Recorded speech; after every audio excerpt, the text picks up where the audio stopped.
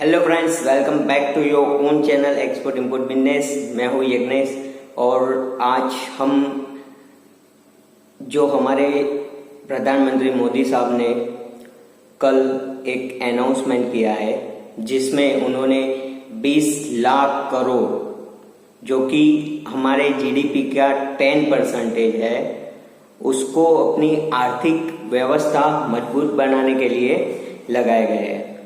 तो कल उन्होंने बोला था उन्होंने 20 लाख करोड़ का एक पैकेज रिलीज किया है। तो अब इस पैकेज में क्या क्या बेनिफिट मिल रहे हैं उसके बारे में विस्तार से बताने आया हूं मैं आज। तो पहले तो आप मेरे चैनल को सब्सक्राइब कीजिए ऐसी अपडेट के लिए, जिससे आज बहुत सारे एक्सपोर्टर्स को भी फायदा मिलने वाला है। लघु उद्योग को मेनली इसमें फोकस किया गया है, एमएसएमई को ज्यादा बेनिफिट दिया गया है। सबसे ज्यादा बेनिफिट उनका ही है क्योंकि अगर इंडिया को मोदी जी ने एक संकल्प लिया है इंडिया को आत्मनिर्भर बनाने का। अगर इंडिया को आत्मनिर्भर बनना है तो सबसे ज्यादा फोकस हमें एमएसएमई पे करना पड़ेगा, क्योंकि लोकल ब्रांच जितनी मजबूत होगी उतना ही हम आत्मनिर्भर बन सकते हैं। तो ये एक लोकल ब्रांच को एक सुनहरा मौका है अपना बिजनेस आगे बढ़ाने के लिए। तो आज उसमें क्या क्या चीजें हैं, क्या क्या बेनिफिट दिया है उसके बारे में मैं आपको बताने वाला हूं। सबसे पहले जो प्रावधान है वो एमएसएमई में दिए गए हैं। तो एमएसएमई की आज चर्चा करेंगे, बाकी मुद्दों पे मैं कल बताऊंगा। एमएसएमई में जो सबसे पहला प्रावधान दिया गया है वो है automatic loan up to 3 lakh crore. Yes, 3 lakh crore का एक पैकेज एमएसएमई को दिया गया है एज अ ऑटोमेटेड लोन। तो आप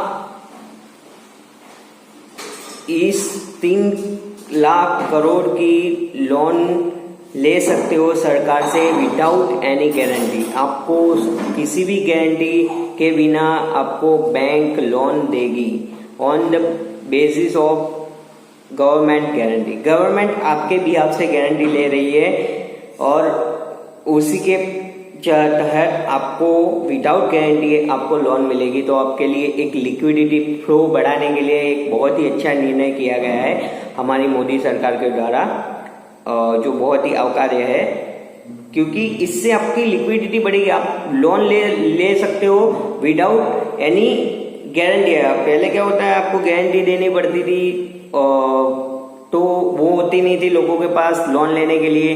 तो एक बहुत ही अच्छा निर्णय है मेरे ख्याल से। और उतना ही नहीं, एमएसएमई की जो परिभाषा है उसमें भी चेंज किया गया है। यस, पहले अगर कोई मैन्युफैक्चरर 25 लाख तक का इन्वेस्टमेंट करता था और अगर कोई सर्विस प्रोवाइडर 10 लाख तक का इन्वेस्टमेंट करता था तब वो माइक्रो इंडस्ट्रीज में आता था।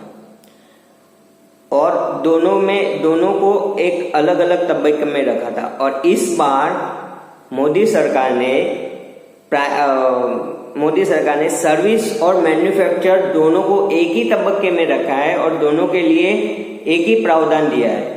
तो उसके तहत जो अब पहले 25 लाख का इन्वेस्टमेंट था उसको बढ़ा के इस बार 1 करोड़ तक का कर दिया। यस, बहुत ही ज्यादा खुशी की न्यूज है ये कि पहले अगर आप 25 लाख तक का इन्वेस्टमेंट करते थे तो आपको एक माइक्रो इंडस्ट्री कहलाते थे, उसको बढ़ा के अब 1 करोड़ कर दिया गया है। और पहले तो सिर्फ इन्वेस्टमेंट देखा जाता था, अब एक प्रावधान और भी उसमें ऐड किया गया है। अब की बार आपका टर्नओवर भी देखा जाएगा, आपने एक साल में पूरा कितना टर्नओवर किया है, कितना व्यापार किया है, उसको भी इस बार लिया गया है। तो up to 1 crore investment and 5 crore turnover you will be calculated as a micro industries।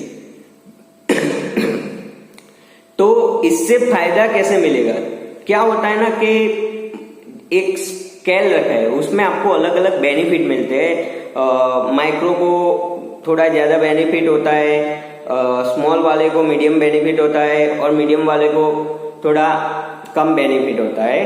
तो उस हिसाब से सरकार ने हमारे जो बिजनेस है उसको बढ़ाने के लिए 3 तबक्के रखे। तो इससे फायदा ये है कि पहले जो 25 लाख तक का इन्वेस्टमेंट करता था वही माइक्रो इंडस्ट्रीज के जो बेनिफिट है उसका फायदा ले सकता था, और इसी वजह से लोग अपने बिजनेस को बढ़ाने से डरते थे। और सरकार ने इसको बढ़ा के अब आप एक लंबी छलांग लगा सकते हो। आप 1 करोड़ तक का भी इन्वेस्टमेंट करते हो तो भी आप माइक्रो इंडस्ट्रीज में रहोगे। वही स्मॉल के लिए जो है वो अभी 10 करोड़ कर दिया गया है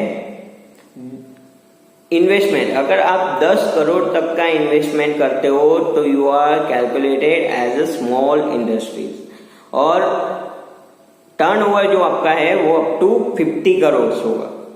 अगर 50 करोड़ तक का टर्नओवर और 10 लाख तक का इन्वेस्टमेंट है तो आप स्मॉल इंडस्ट्रीज कहलाओगे। और मीडियम इंडस्ट्रीज जो है वो अगर आप 20 करोड़ तक का इन्वेस्टमेंट और 100 करोड़ तक का टर्नओवर अगर आपका है तो आप मीडियम स्केल इंडस्ट्रीज कहलाओगे। तो एक इन्वेस्टमेंट में बढ़ावा दिया है, मतलब बिजनेस को आगे ले जाने के लिए एक बहुत ही अच्छे निर्णय लिए गए हैं इस प्रावधान में। ये मेनली क्यों किया गया है? ये हमारी एफिशिएंसी को बढ़ाने के लिए किया गया है। एक आत्मनिर्भर भारत बनाने का जो संकल्प लिया है मोदी सरकार ने, उसको पूर्ण करने के लिए किया गया है, और ये बहुत ही अच्छा फैसला है। सोचिए, पहले आप जब 25 लाख तक का इन्वेस्टमेंट करते थे तब आप माइक्रो में आते थे, आपको माइक्रो के जो बेनिफिट थे वो मिलते थे। आज अगर आप 1 करोड़ तक का भी इन्वेस्टमेंट करते हो तब भी आप माइक्रो के सारे बेनिफिट ले सकते हो। तो इससे आपका वर्क एफिशिएंसी बढ़ेगा, आपका कैश फ्लो बढ़ेगा, और कैश फ्लो बढ़ाया, वर्क एफिशिएंसी बढ़ाई, इसी तो ही बोलते हैं आत्मनिर्भरता। आत्मनिर्भर बनना है हमें, हमारी लोकल ब्रांड को बढ़ाना है, और ये बहुत ही अच्छा फैसला है मोदी सरकार का। I really salute for this. और इसमें एक और बात जो ऐड की गई कि ये जो लोन मिलेगा आपको, उसका अवधि जो है वो 4 साल की रहेगी, और उसके फर्स्ट ईयर में आपको प्रिंसिपल अमाउंट नहीं देनी है। यस, ओनली इंटरेस्ट पे करना है। Principal amount for the first year आपको चार्ज नहीं की जाएगी, मतलब आपको 1 साल तक वो प्रिंसिपल अमाउंट नहीं देनी है। आप सिर्फ उनको ब्याज ही देना है, जो भी लोन है उसका इंटरेस्ट जो होता है वही देना है। 1 साल तक आपको प्रिंसिपल अमाउंट नहीं देनी है, जो कि बहुत ही अच्छी बात है। तब ये एक लिक्विडिटी कैश बढ़ाने के लिए बहुत ही अच्छा निर्णय है for the all smalls and medium businesses जो MSME के अंदर आते हैं। तो एक बहुत ही अच्छा निर्णय है। और एक बेनिफिट दिया गया है जिसके बारे में मैं अभी देखो, एक चैन के तहत, एक अच्छी सोच के तहत उन्होंने ये फैसले लिए।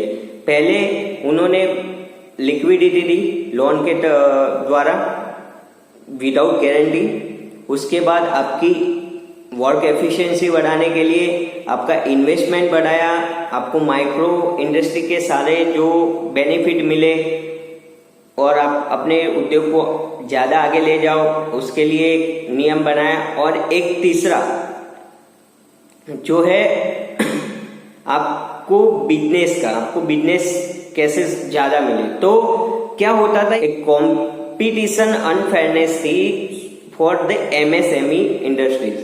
कंपटीशन मार्केट में बहुत है। अब ग्लोबल्स कंपनियां क्या होता है कि वो बल्क में प्रोडक्शन करती है, तो वो बहुत ही कम रेट से सरकार को जो भी चीजें है वो दे सकती थी, इसीलिए उनका जो टेंडर है वो जल्दी पास होता था। लेकिन अब सरकार ने लोकल को चांस देने के लिए, लोकल ब्रांड्स को आगे बढ़ाने के लिए उन्होंने एक लिमिट रख ली है कि अगर कोई भी गवर्नमेंट प्रोजेक्ट 200 करोड़ से नीचे का है तो उसमें कोई भी ग्लोबल्स कंपनी पार्टिसिपेट नहीं कर पाएगी। यस, ये बहुत ही अच्छी न्यूज है। स्मॉल कुटीर उद्योग को आगे बढ़ाने की एक बहुत ही अच्छी व्यू रचना, मैं बोलूंगा इसको, बहुत ही एक अच्छी व्यू रचना बनाई है मोदी सरकार ने, कि पहले हर कोई टेंडर भर सकता है, लेकिन अब जो 200 करोड़ से, मैं जो भी बात कर रहा हूँ ये गवर्नमेंट टेंडर की बात है, गवर्नमेंट के जो भी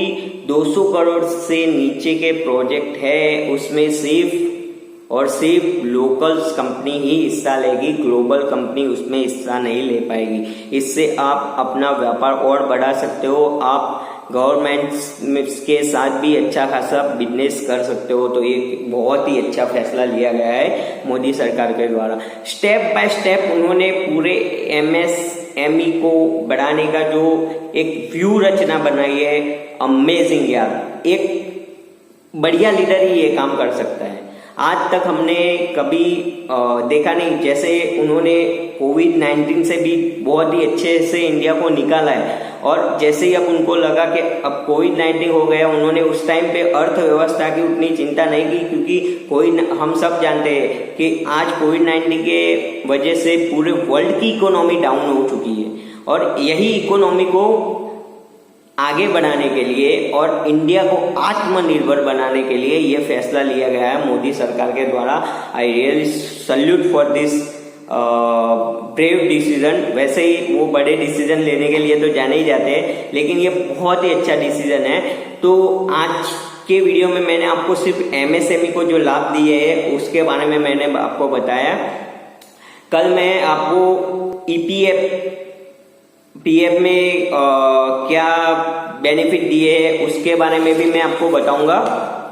EPF फंड में क्या क्या बेनिफिट दिए है, NBFCS एंड MFIs को क्या क्या बेनिफिट दिए है, डिस्कॉम के लिए उसमें बेनिफिट दिए गए हैं, रियल एस्टेट को भी इसमें एक बेनिफिट दिया गया है, और जो कॉन्ट्रैक्टर लेबर थे उनको भी इसमें बेनिफिट दिया गया है। जो कॉन्ट्रैक्ट गवर्नमेंट के कॉन्ट्रैक्टर थे उनको भी इसमें बेनिफिट दिया गया है। और मेजर जो हमारा सबसे बहुत ही इंपॉर्टेंट पार्ट है वो है टैक्स मेजर्स।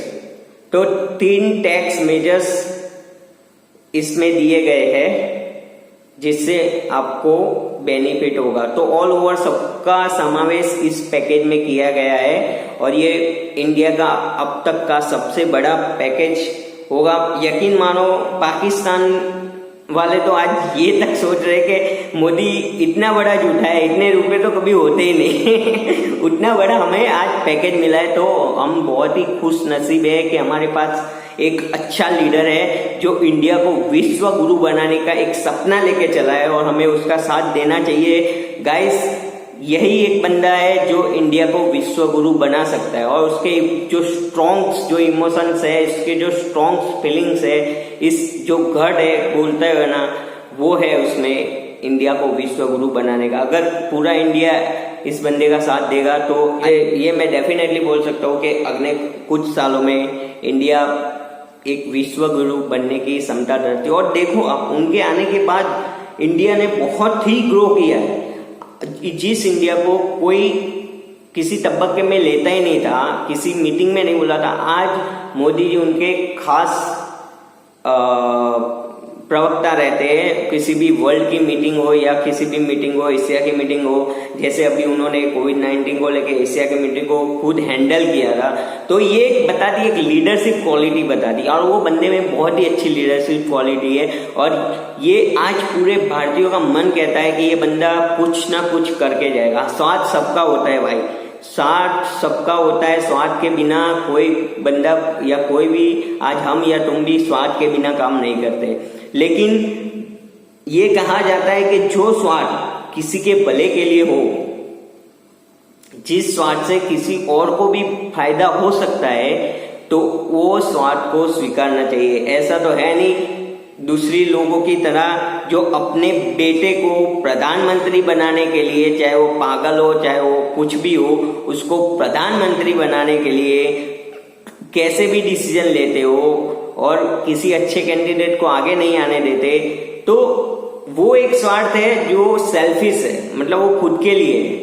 और ये जो स्वार्थ है वो जनता के लिए, बस उसको क्या चाहिए कि वो उसको इंडिया को विश्व गुरु बनाए और उसको विश्व गुरु बनाने में नाम उसका है। और इतना स्वाद तो सबका बनता है यार, ये तो बहुत ही नॉर्मल है। तो गाइज मैं आपसे यही रिक्वेस्ट करूंगा कि please support our PM, our leader, और इंडिया को आगे बढ़ाइए। जय हिंद, जय भारत।